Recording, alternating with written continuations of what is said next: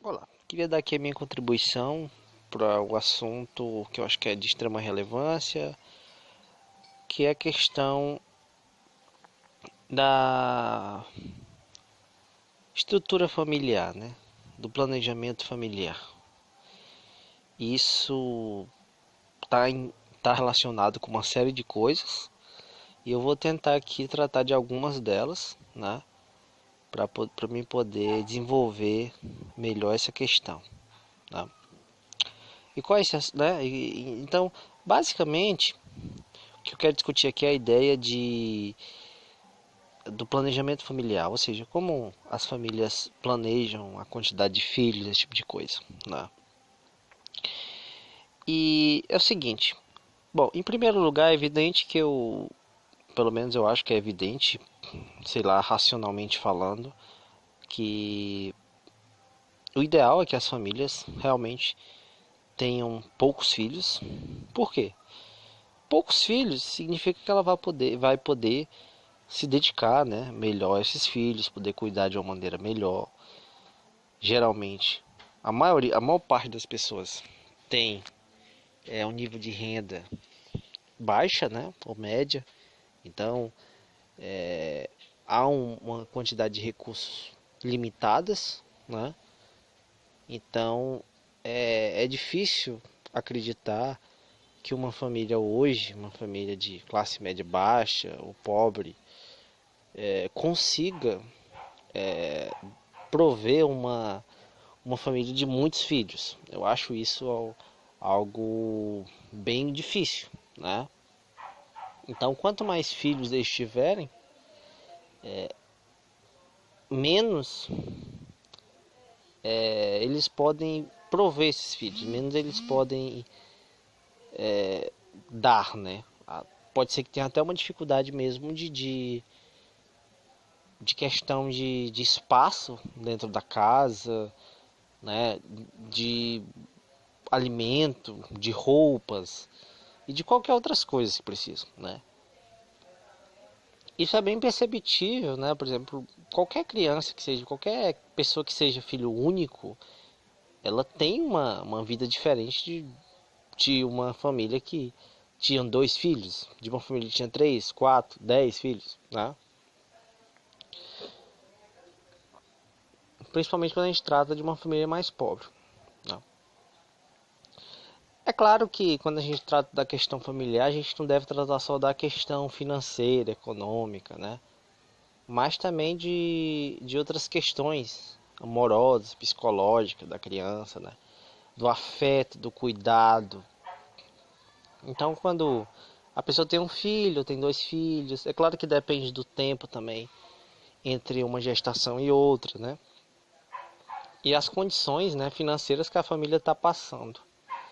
Então, assim, basicamente, a ideia de uma consciência, né, nesse sentido, de estrutura familiar, conscientização, seria no sentido de você saber o momento certo de ter um filho, de você não ter vários filhos, né, colecionar filhos como se fosse uma... De você planejar uma gravidez, né? Você diz assim, não, esse é o momento certo, porque a gente sabe que existem muitas gravidezes, principalmente quando é na adolescência, gravidezes indesejadas ou não planejadas, né, digamos assim. E isso pode sim ser um problema para a família e para o Estado de modo geral, né? Afinal, o Estado também investe bastante, tem que investir em educação, em saúde, uma série de coisas para prover essas pessoas que entram. Como eu estava discutindo a questão, eu levantei um ponto também que é importante, que é claro que a nossa sociedade, mesmo o Brasil, no caso, tem diminuído bastante o grau de natalidade, drasticamente mesmo. É claro que comparado à Europa ainda é alto, né? Mas comparado a gerações passadas, a décadas passadas, a nossa sociedade, o Brasil tem diminuído bastante mesmo esse índice, né? Então é o seguinte, o que acontece? É claro que isso também a gente deve considerar nas regiões, né? Vai ter uma mudança aí, dependendo da região e tal, né? Não é uma coisa homogênea no país todo.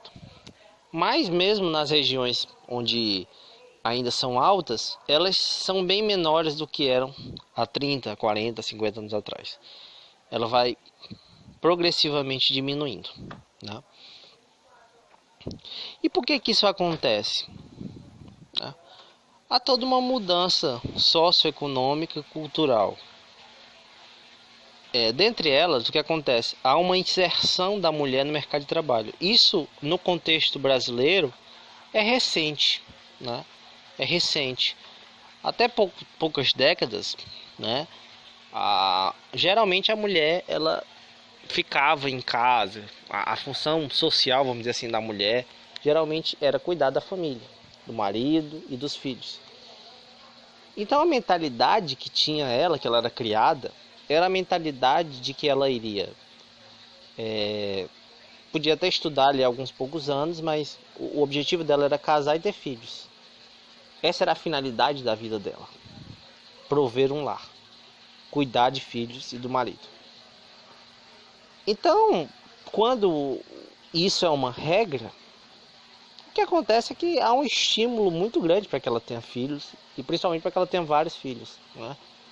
Mas quando há uma inserção da mulher no mercado de trabalho, e quando cria-se uma perspectiva de crescimento profissional, de especialização, ela passa a fazer um curso superior, a fazer mestrado, doutorado, enfim, e passa a ter uma função muito mais ampla dentro da sociedade. Essa ideia de mulher como simples reprodutora, essa ideia vai para água abaixo, né? Então, assim, hoje em dia observa-se com muitíssima mais frequência uma quantidade de mulheres que não quer casar, que não quer ter filhos, né? Uma opção delas, geralmente, muitas vezes, às vezes, claro, porque ela não quer mesmo.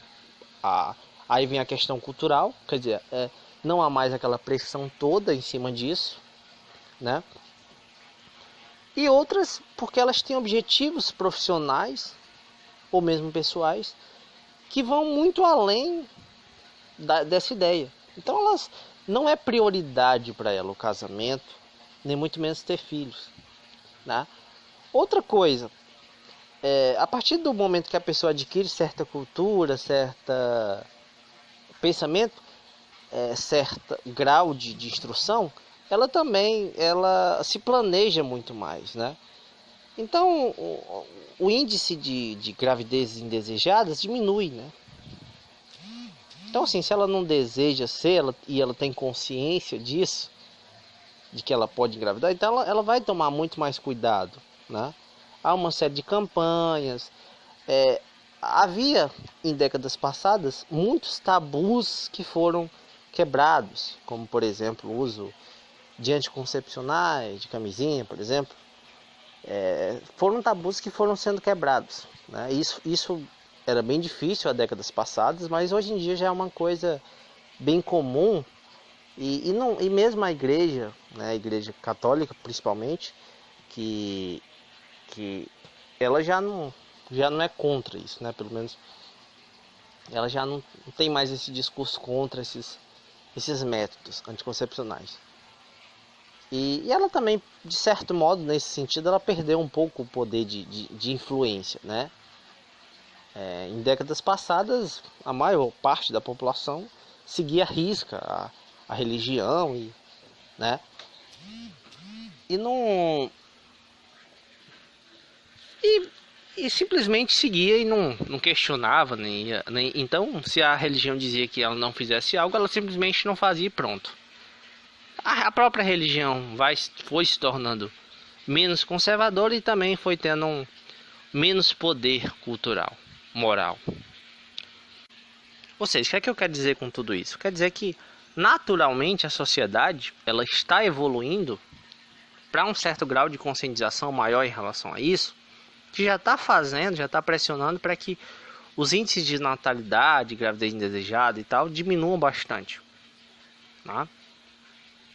E a tendência é que isso permaneça, continue cada vez mais forte, a ponto de acontecer, de ficar parecido com o que tem na Europa hoje, né? Que muitos países até vem diminuindo a número de população, quer dizer, o número de pessoas que nascem é menor do que o número de pessoas que morrem, mesmo os índices de mortalidade sendo baixos, relativamente baixos, né? Por quê? Porque os índices de natalidade são drasticamente pequenos e vem sempre diminuindo. Então a população de alguns países vem caindo.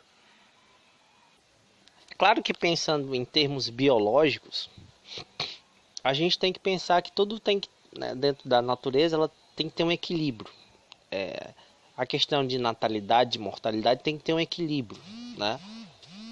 Nem pode haver uma expansão muito grande de natalidade, porque naturalmente ali vai haver a própria natureza vai criar um meio, vamos dizer assim, biológico de exterminar os mais fracos e tudo mais, né?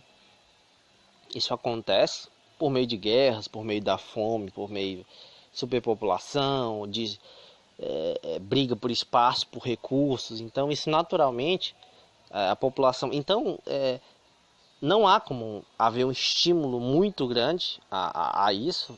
Isso pode ser ruim, ao mesmo tempo que talvez um baixíssimo grau de natalidade seja um problema. O envelhecimento da população, por exemplo, em países como no Japão há um efeito muito complicado. Acho que é no Japão mesmo, que teve uma política, foi no Japão, uma política de desincentivar a natalidade, né? Então assim, controle de natalidade. As famílias só podiam ter um filho. Aí havia um problema maior. Aí vem a questão. Essas famílias, como elas só podiam ter um filho, elas matavam as crianças quando elas nasciam meninas, né? Quer dizer, além né? Isso gera um problema, claro. Matar crianças, né? Poxa. E outro problema, que é o problema que está hoje, é que há uma quantidade enorme de homens e poucas mulheres. Porque foi algo artificial, biológica, antinatural. Porque você pode ver que a biologia ela é algo incrível, a natureza. A quantidade de mulheres é muitíssimo próxima da quantidade de homens. Geralmente, a quantidade de mulheres que chega à fase adulta é muito maior do que a de homens, porque os homens, por esse ímpeto de violência e tudo mais, acabam tendo um índice de mortalidade, né, durante a adolescência, ali a fase adulta, durante a juventude principalmente, um índice de mortalidade altíssimo, né? Nem se fala, quando a gente fala em Brasil, então, nem se fala, né? A quantidade de homens que morrem, né? Eu acho que 90% das mortes de jovens, adolescentes, eu não tenho o dado aqui, mas depois posso pegar para confirmar. Mas naturalmente 80%, 90%, sem dúvida. Por causa disso, né? O homem tem esse ímpeto mais de violência, de tudo. Então, geralmente ele morre mais cedo, né, do que as mulheres. Tanto é que em todo país, qualquer país que você pegar, a expectativa de vida para a mulher sempre é maior do que a do homem. Qualquer país que você pegue, o índice é sempre maior da mulher. Então assim, gente, esse que é interessante nesse caso, né? Existem várias questões aí biológicas, psicológicas, sociológicas, econômicas, que estão inseridas, estão envolvidas nessa questão. Então assim, gente, eu acho que é válido, sem dúvida, campanhas para a utilização de métodos anticoncepcionais, também campanhas para que as famílias tomem mais consciência de não ter filhos, assim, sair por aí tendo vários filhos e tal, indiscriminadamente. Mas principalmente é uma coisa de educação mesmo, sabe? nas escolas, desde criança, pelo menos na fase assim, já ali no começo da adolescência, começar a, na pré-adolescência, né? Começar a ter uma educação sexual, porque esse é o objetivo da educação sexual. Falar sobre essas questões de planejamento familiar, explicar e tal, os métodos anticoncepcionais, justamente para prevenção de doenças sexualmente transmitíveis, para prevenção de gravidez indesejadas, como acontece muito ainda em locais, principalmente em locais mais pobres e em locais rurais também, né? Então, acontece bastante isso de gravidez na adolescência, gravidez indesejada. Então, assim, gravidez na adolescência é uma gravidez de maior risco, é uma gravidez no momento em que a mulher não tem a formação psicológica, não está totalmente preparada para ter um filho, né? Talvez biologicamente esteja, né? Afinal, a partir do momento que ela pode gerar um filho, teoricamente ela tem um certo preparo ali para ter o filho. Mas é uma gravidez mais arriscada, né? E psicologicamente, aí sim, ela não, geralmente ela não tem. E às vezes ela tem um ambiente familiar que não é tão propício. Às vezes o pai também, geralmente é um adolescente também, tem aquela confusão toda mental de não saber bem o que fazer e tal. Às vezes há um abandono, às vezes é uma gravidez dentro de um relacionamento que não é um relacionamento muito estável, né? Às vezes é bem instável, então também tem esse problema, às vezes de abandono por parte do pai. Então, todas essas questões, acho que são questões que precisam ser levadas para a escola, para a educação, né? Deve-se haver educação. E as campanhas também são válidas.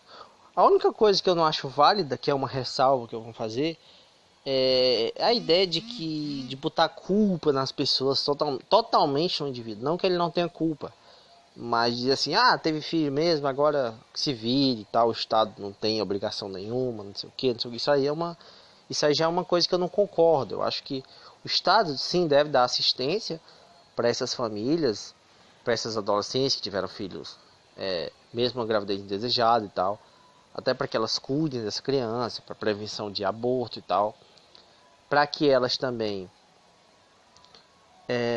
tenham condições ali psicológicas, um acompanhamento psicológico e tal, para poder ter essa consciência de que é uma vida ali, que ela precisa ter um cuidado, que ela precisa se dedicar e tal. E é isso, né, gente? Eu acho que. E também a questão da educação e tudo, né? Então tem que haver ali um acompanhamento, principalmente para essas famílias mais pobres, né? Que não tem muito acesso à educação de qualidade, como deveria ser, né? Infelizmente a nossa escola pública ainda não é tão boa, né? Precisa melhorar muito. Então, para mim, a base é a educação, né? Então eu queria agradecer a todos que ouviram até aqui, né? Se você ouviu até aqui, eu agradeço muito. Então